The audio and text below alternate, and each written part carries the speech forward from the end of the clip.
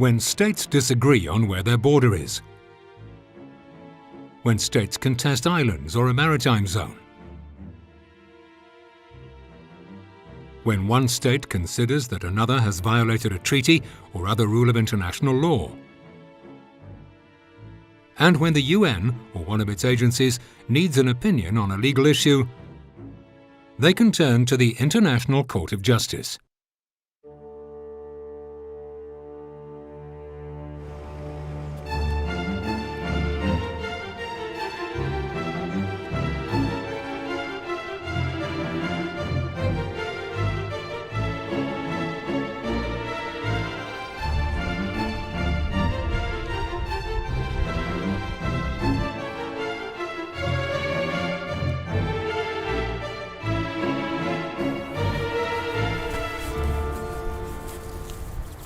The International Court of Justice, or ICJ, has its seat in the Netherlands at the Peace Palace in The Hague.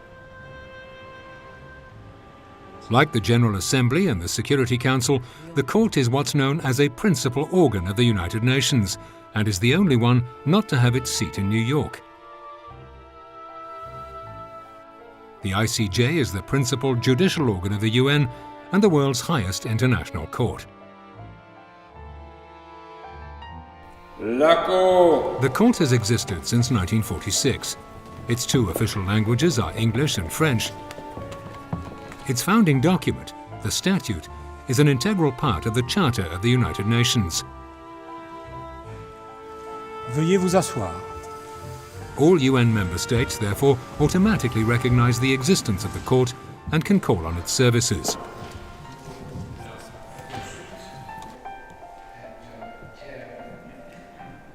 The ICJ is the successor of another court, created in 1922 by the League of Nations, the Permanent Court of International Justice.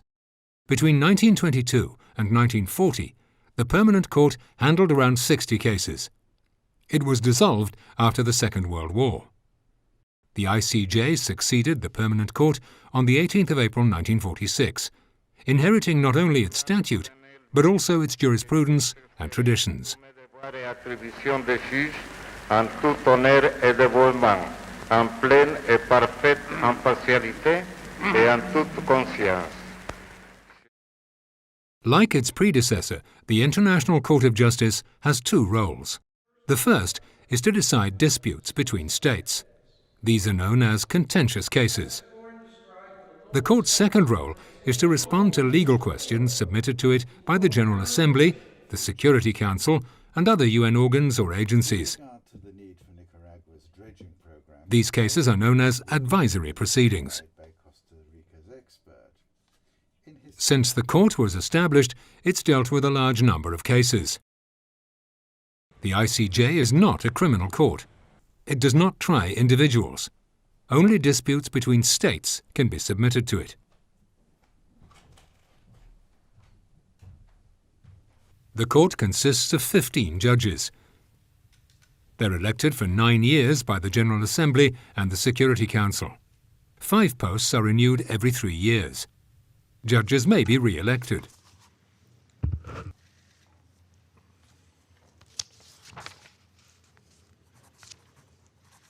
Mr. Mohammed Benuna, Mr. James Richard Crawford, Ms. Joan E. Donoghue, Mr. Kirill Kevorkian and Mr. Patrick Lipton Robinson have been elected to the International Court of Justice for a term of office of 9 years, beginning on 6 February 20. The members of the court must all be from a different country. They do not represent their countries. They are independent judges.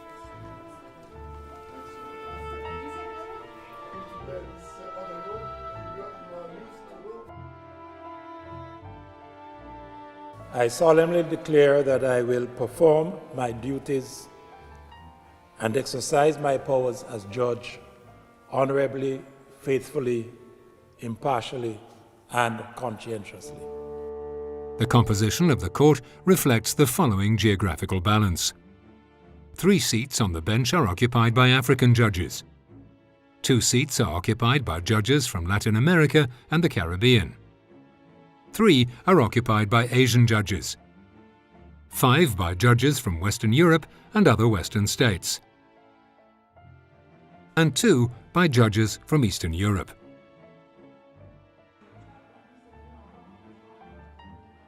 Although no country is entitled to a seat, in practice the court has always included one judge from each of the 5 permanent members of the Security Council.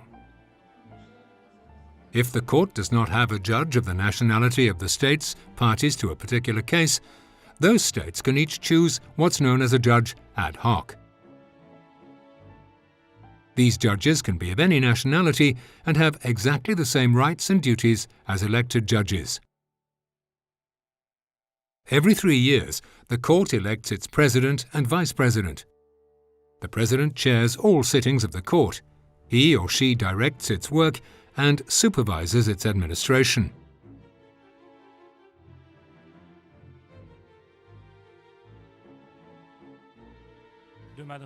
Each year, the President presents a report on the activities of the ICJ to the General Assembly in New York. De l'intérêt que votre Assemblée manifeste pour la Cour et du soutien qu'elle lui apporte. The court is administratively independent. It's the only principal organ of the United Nations that is not assisted by the UN Secretariat. The judges are assisted by a registrar elected by the court for a renewable term of 7 years. The registrar is the head of the court secretariat, its registry, whose staff members are recruited from all over the world. The registrar performs judicial, diplomatic, and administrative functions.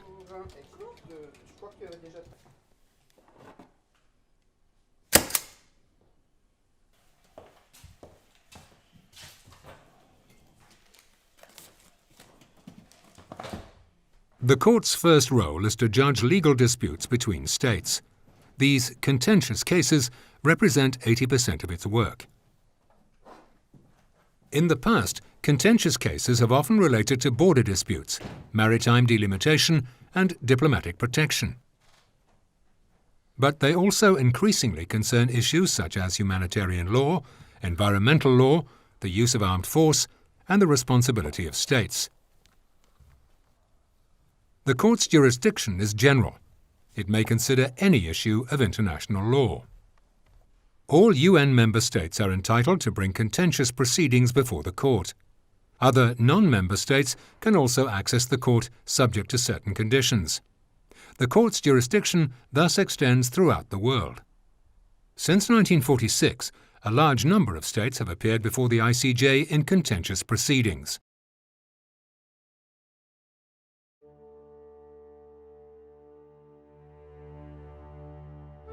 States are sovereign.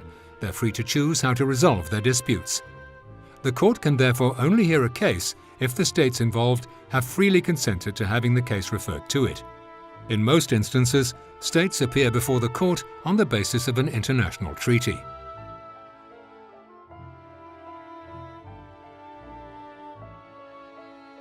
Once the court has been seized, the proceedings take place in 2 phases. First, the states submit their arguments, evidence, and submissions in writing. Then their representatives and lawyers deliver oral arguments before the court during hearings. Costa Rica requests the court to dismiss all Nicaragua's claims in this proceeding. Nicaragua requests from the court to A. Dismiss and reject the requests and submissions of the Republic of Costa Rica. The court then withdraws to begin its deliberation. Its deliberations are confidential. All questions are decided by a majority of the judges present. On average, the court's deliberations last between 4 and 6 months. Each judgment is delivered in the court's 2 official languages and reproduced in several sealed copies, one of which is sent to each of the states concerned.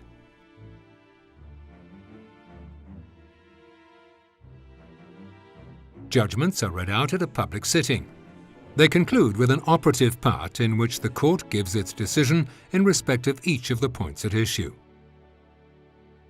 For these reasons, the court, 1, by 14 votes to 2, rejects the preliminary objection raised by the Par ces motifs, La Cour. 1. Par 14 voix contre 2, rejette l'exception préliminaire soulevée par la République. All judgments of the court are final and without appeal. It is to be noted that by coming before the court of their own volition, states at the same time assume a commitment to comply with its decisions, all of which are binding on the parties. Virtually all the judgments of the court have been implemented. If a state refuses to abide by a decision of the court, the opposing state may have recourse to the Security Council, which may, under Article 94 of the Charter of the United Nations, make recommendations or decide upon measures to be taken to give effect to the judgment. Given the great legal, moral, and diplomatic authority with which decisions of the court are invested, it is, however, extremely rare for this to happen. The Court's second role is to respond to any legal questions put to it by certain UN organs and agencies. This procedure culminates in advisory opinions. Since 1946, the Court has rendered a number of opinions on questions which have sometimes received wide media coverage. The majority of these opinions have been requested by the General Assembly.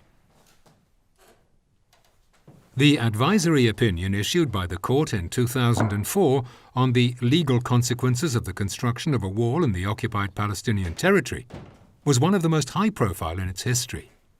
States from across the globe were invited to participate in the proceedings, which lasted just under 7 months. The General Assembly and the Security Council should consider what further action is required to bring to an end. Unlike judgments, advisory opinions given by the Court are not binding per se.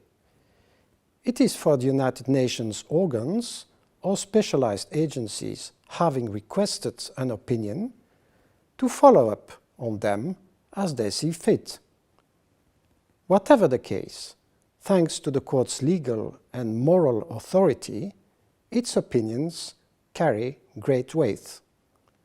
Moreover, the consideration given to the Court's advisory opinions by states and international organizations in their legal practice fosters the development of international law.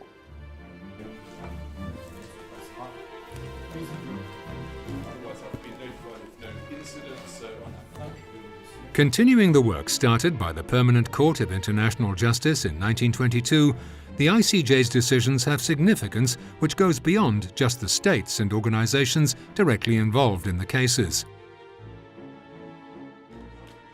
On very many occasions and on all continents, the Court has helped to diffuse crises, to normalize relations between states, and to restart deadlocked negotiations, either through the settlement of disputes by judicial means or by stating the law in respect of a particular question.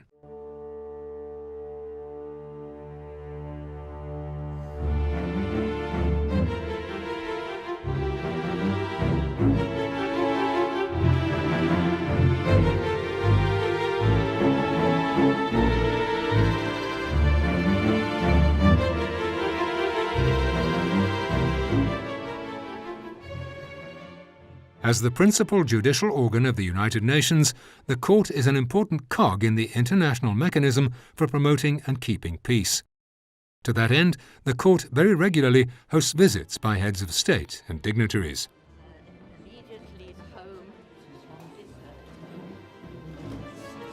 The Court performs its functions with great efficiency. It can make an urgent order in a matter of days or weeks, and give an advisory opinion within a few months.